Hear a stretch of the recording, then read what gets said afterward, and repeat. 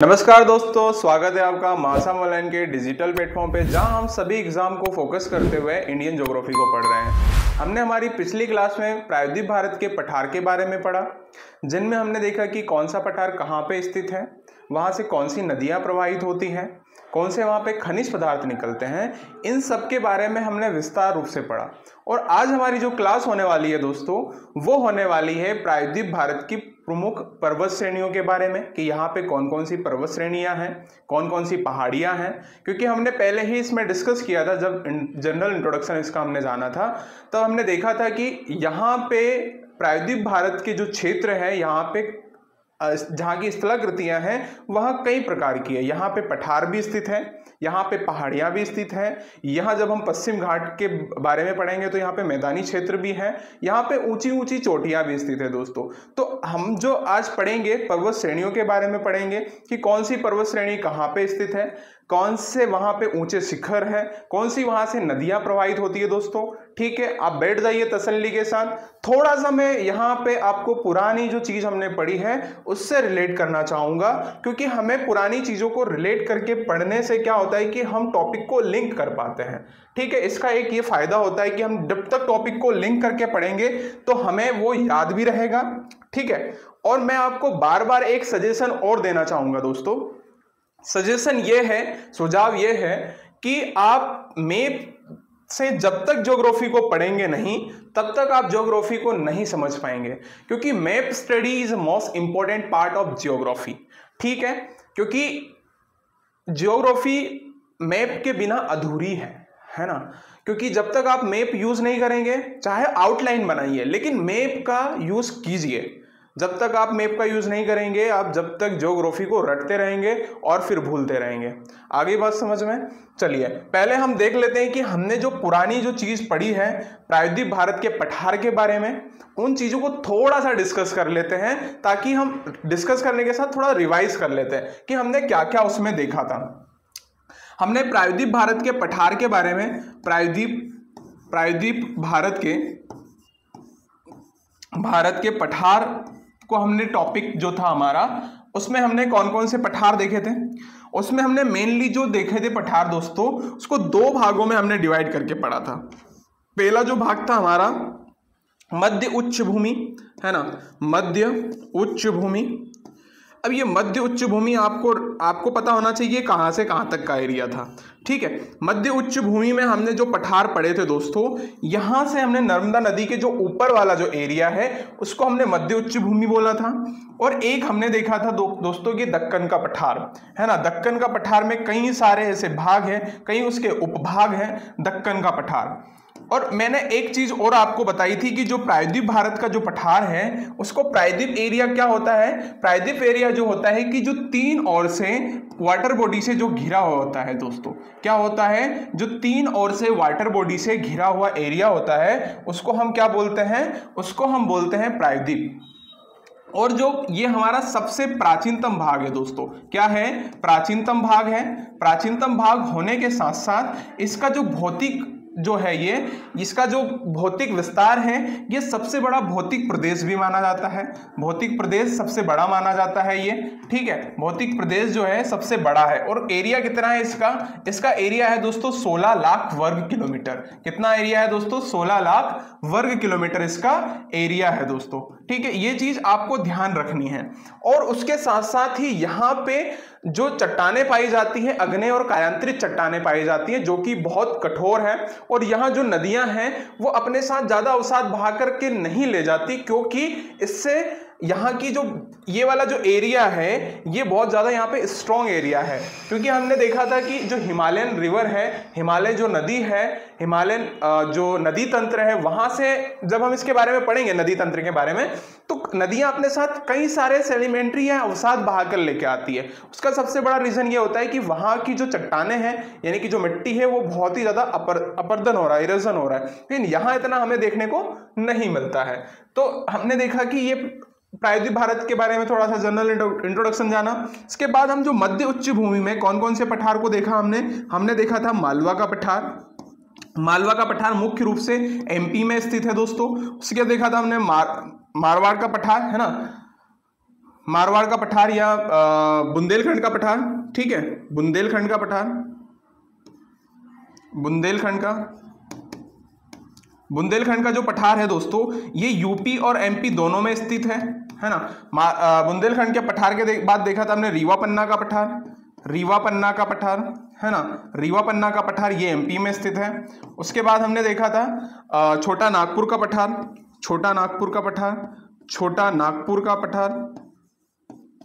उसके बाद हमने देखा था शिलोंग का पठार या मेघालय का पठार, है ना, मेघालय का पठार। इन सब पठारों के बारे में हमने देखा दोस्तों। दक्कन के पठार में हमने क्या क्या देखा, कर्नाटक का पठार, है ना, कर्नाटक का पठार, तेलंगाना का पठार। उसके बाद हमने देखा पठार, यहाँ पे देख लेना, स्टेट नहीं इसको मेंशन करना, तुम लोग पठार करना, ठीक है। तेलंगाना का पठार, दंडकाराय का पठार, ठीक है। ये इतने सारे पठार के बारे में हमने जाना था दोस्तों, ठीक है। कहाँ पे स्थित है, कहाँ पे है, दोनों का इनका विस्तार क्षेत्र कितना है, आप हमारी पुरानी वीडियो में जाके इसको अच्छे से देख सकते हैं दोस्तों, ठीक है। आज हम जो पढ़ने वाले हैं पर्वत श्रेणियों के बारे में पढ़ने वाले हैं मुख्य रूप से। तो मैं आपको पर्वत श्रेणियों के बारे में अगर थोड़ी सी जानकारी दूं या बताऊं कि कौन कौन सी हम पर्वत श्रेणियों के बारे में यहाँ पे पढ़ेंगे दोस्तों, तो मुख्य रूप से हम यहाँ पे जो पर्वत श्रेणियों के बारे में पढ़ने वाले हैं, सबसे पहले हम देखेंगे अरावली, है ना, अरावली के बारे में पढ़ेंगे दोस्तों, अरावली रेंज के बारे में पढ़ेंगे। उसके बाद हम देखेंगे विंध्याचल, है ना, विंध्याचल के बारे में पढ़ेंगे दोस्तों। उसके बाद हम बात करेंगे विंध्याचल के बाद सतपुड़ा के बारे में बात करेंगे। फिर उसके बाद हम पश्चिम घाट में जितनी भी विस्तार है, पश्चिम घाट में जितनी भी पर्वत श्रृंखला है उसके बारे में बात करेंगे। फिर उसके बाद हम पूर्वी घाट में जितनी भी पर्वत श्रृंखलाएं हैं पूर्वी घाट के बारे में बात करेंगे।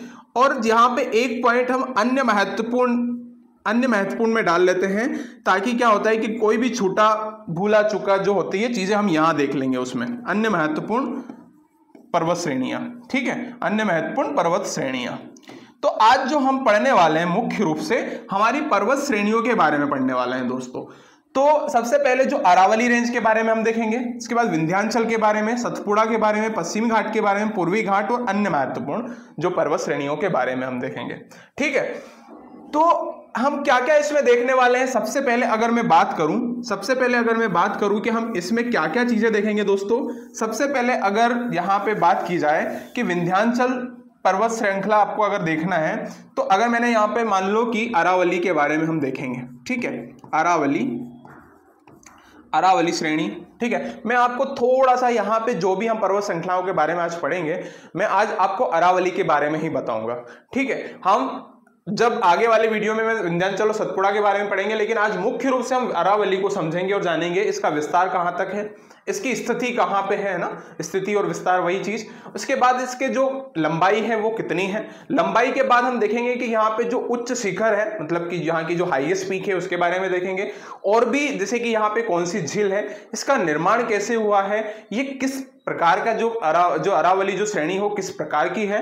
यहाँ पे अगर हम देखेंगे कि यहाँ कौन कौन से यहाँ पे खनिज पदार्थ पाए जाते हैं, ठीक है, और यहाँ पे कोई धार्मिक स्थल है तो वो किस प्रकार से फेमस है, ये सारी चीज आज हम अरावली में देखने वाले हैं। कि कोई पहाड़ियां कौन सी, क्योंकि एक रेंज होती है, रेंज में कई तरह की और भी पर्वत श्रृंखलाएं इसमें, यानी कि पर्वत श्रृंखला के साथ कई सारी ऐसी चोटियां भी होती है, ठीक है, उन सबको हम आज डिटेल से देखने वाले हैं, ठीक है। चलिए, अगर मैं आपको यहां पे बात करूं कि हम कौन कौन सी चीजें यहां पे देखेंगे, सबसे पहले मैं आपको इसकी स्थिति बता देता हूं मैप में, ताकि आपको क्लियरिटी हो जाए कि सर ये कहां पे स्थित है मेन रूप से।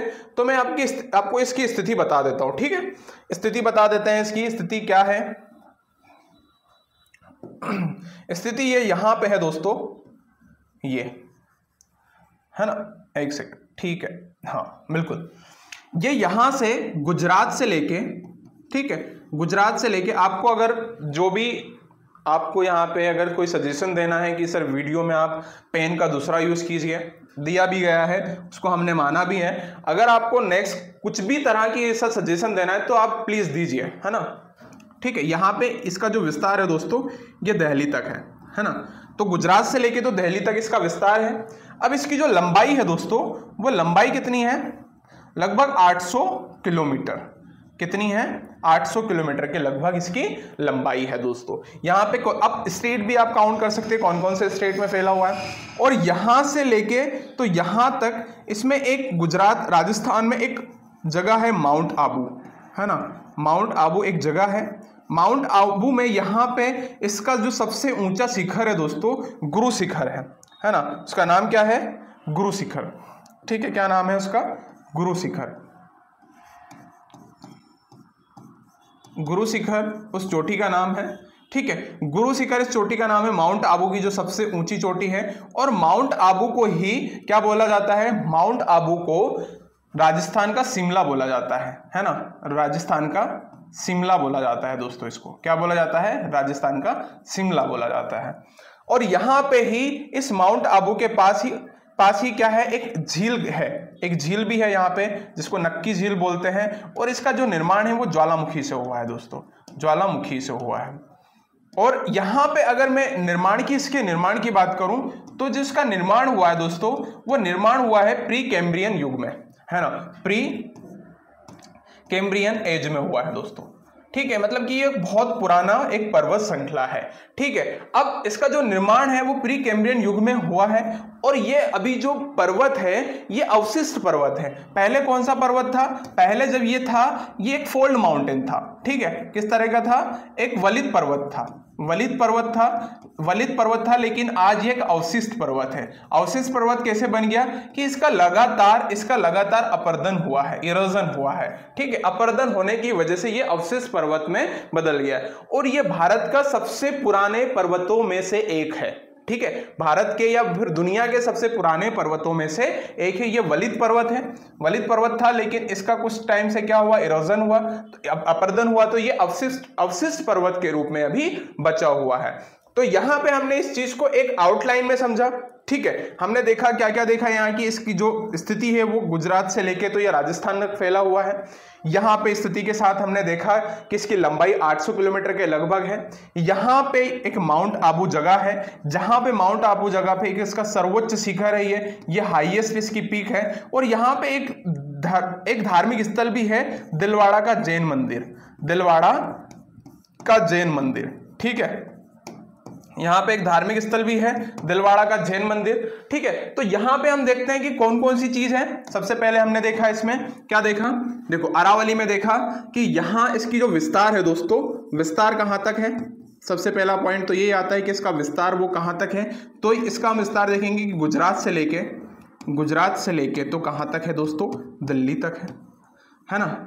और दिल्ली में इसका जो विस्तार है दोस्तों, ये दिल्ली में यहाँ पे जो पॉइंट है ना, आपने देखा होगा कि यहाँ से एक चीज, यहाँ पे आप देखो तो एक रायसीना नाम से एक रायसेना है ना,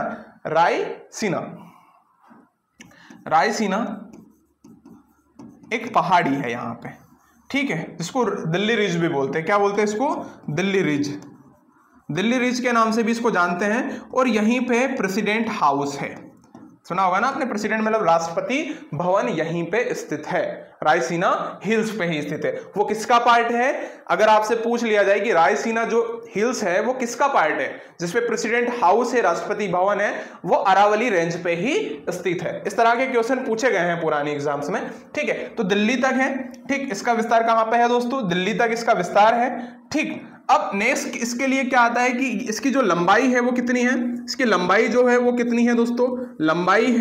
लंबाई है इसकी 800 मीटर के लगभग, है ना, 800 किलोमीटर, सॉरी, कितनी है? 800 किलोमीटर के लगभग है। क्लियर है? अब इसका जो निर्माण हुआ है दोस्तों, इसका निर्माण कब हुआ है? निर्माण इसका हुआ है प्री कैम्ब्रियन युग में, प्री कैम्ब्रियन युग में हुआ है।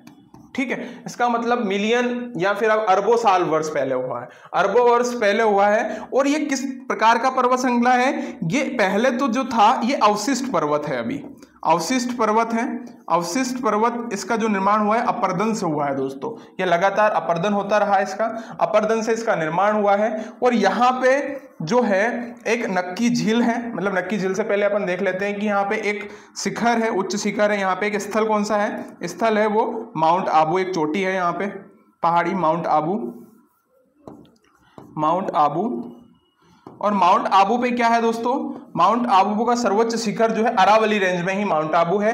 और यहाँ पे एक गुरु शिखर जो है, गुरु शिखर एक चोटी है जिसकी ऊंचाई 1772 है ना, 1772 के करीब है, ठीक है, 1772 मीटर है। ये एग्जैक्ट अभी नहीं है, इसको कंफर्म करके हम बता देंगे आपको, 1772 के करीब है। और यहाँ पे गुरु शिखर इसकी सर्वोच्च चोटी है। और यह दिलवाड़ा का जैन मंदिर है दोस्तों, दिलवाड़ा का जैन मंदिर है, ठीक।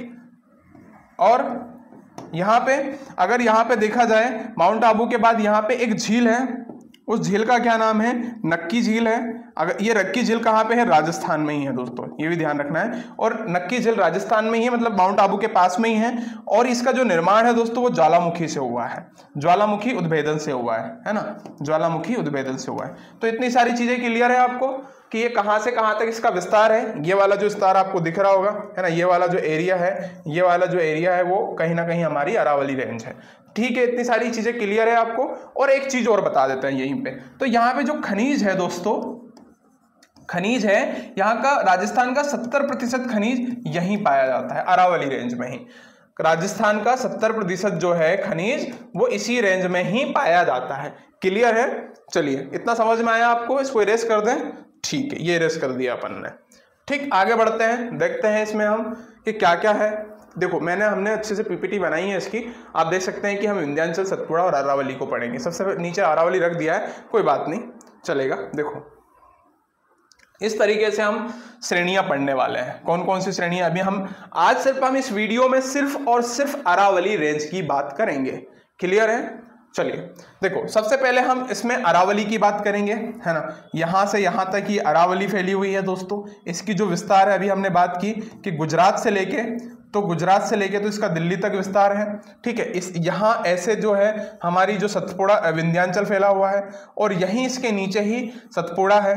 इस तरीके से देखेंगे तो ये हमारा पश्चिमी घाट है, और इस तरीके से यहाँ तक कौन सा है, ये हमारा पूर्वी घाट है। और जहाँ पश्चिम घाट और पूर्वी घाट दोनों आके मिलते हैं उसको नीलगिरी पर्वत श्रृंखला बोलते हैं। इन सबको हम विस्तार से पढ़ने वाले हैं, ठीक है। तो आप तसल्ली के साथ बैठिए पेन कॉपी लेके, ठीक। और कोई अगर आपको डाउट होता है तो आप कमेंट बॉक्स में जरूर बताएं हमें, ठीक है। हम तो आज क्या पढ़ेंगे, अरावली रेंज के बारे में पढ़ेंगे सिर्फ दोस्तों, ठीक है। चलिए यहाँ पे पीपीटी में थोड़ा सा क्या हुआ है कि विंध्याचल को पहले डाल दिया गया है, पर कोई बात नहीं, आप थोड़ा सा इसको टॉलरेट करेंगे, हम माफी चाहते हैं, ठीक। अरावली रेंज को देखेंगे।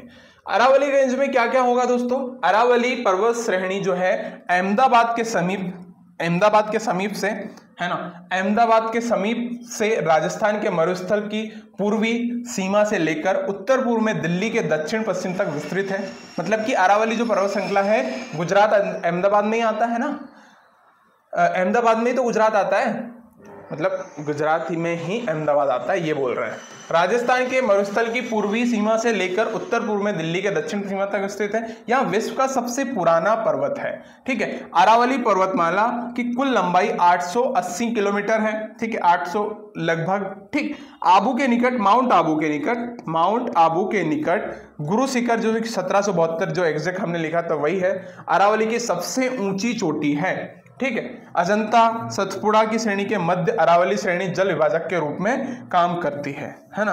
अजंता जो है इसमें सतपुड़ा श्रेणी के मध्य अरावली श्रेणी जल विभाजक के रूप में कार्य करती है। और एक पॉइंट यहाँ पे और नोट डाउन कर लेंगे आप कि जो ये है मरुस्थलीकरण से ये रोकने का काम भी करता है। मतलब राजस्थान में जो मरुस्थल है, कौन सा मरुस्थल है, थार जो डिजर्ट है, उसको रोकने का काम भी ये करता है दोस्तों, ठीक है। इसकी पश्चिम की ओर माही, है ना, इसमें एक नदी भी निकलती है दोस्तों, यहां से माही और लूनी नदी, है ना, माही और लूनी नदियां निकलती है जो अरब सागर में गिरती है। और पूर्वी की ओर मुख्य रूप से बनास नदी निकलती है जो कि चंबल की सहायक नदी का कार्य करती है। किसका कार्य करती है, चंबल की सहायक नदी का कार्य करती है। सभी नदियां अस्थायी और मौसमी हैं। देखो यहाँ पे एक इंटरेस्टिंग बात आई है कि अरावली में से अरावली रेंज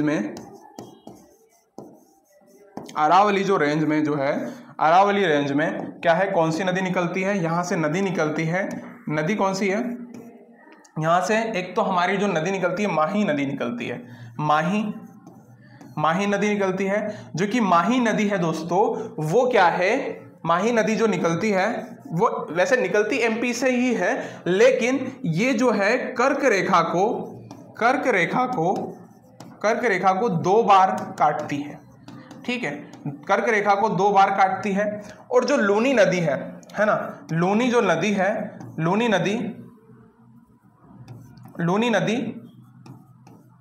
नदी क्या है दोस्तों, ये जब अरावली रेंज के बाहर जब जाती है तो ये विलुप्त हो जाती है, मतलब कि अंतः प्रवाहित नदी है। क्या है? अंतः प्रवाहित नदी है। ये कैसे है दोस्तों?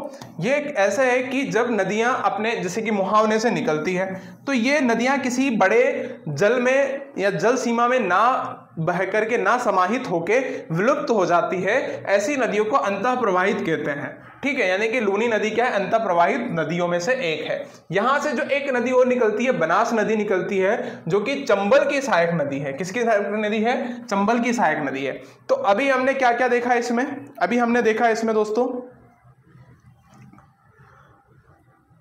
अभी हमने इसमें क्या क्या देखा है? अरावली के बारे में हमने देखा है कि अरावली कहां तक इसका विस्तार है, इसमें सर्वोच्च शिखर कौन सा है, सर्वोच्च शिखर के साथ साथ यहाँ पे कौन कौन से ऐसे खनिज पदार्थ हैं। खनिज पदार्थ की बात करें तो यहाँ मुख्य रूप से जो है राजस्थान के 70% खनिज यहीं पे पाए जाते हैं। और अगर मैं इसको मैप से बताएं तो यहाँ से जो है ये गुजरात से लेके तो हमारा जो है दिल्ली तक इसका विस्तार क्षेत्र है। दोस्तों आज हमने अरावली रेंज के बारे में पढ़ा। नेक्स्ट जो वीडियो रहेगा हमारा विंध्याचल और सतपुड़ा के बारे में रहेगा। अगर आपको वीडियो पसंद आया तो लाइक कीजिए और चैनल को सब्सक्राइब करना मत भूलिए।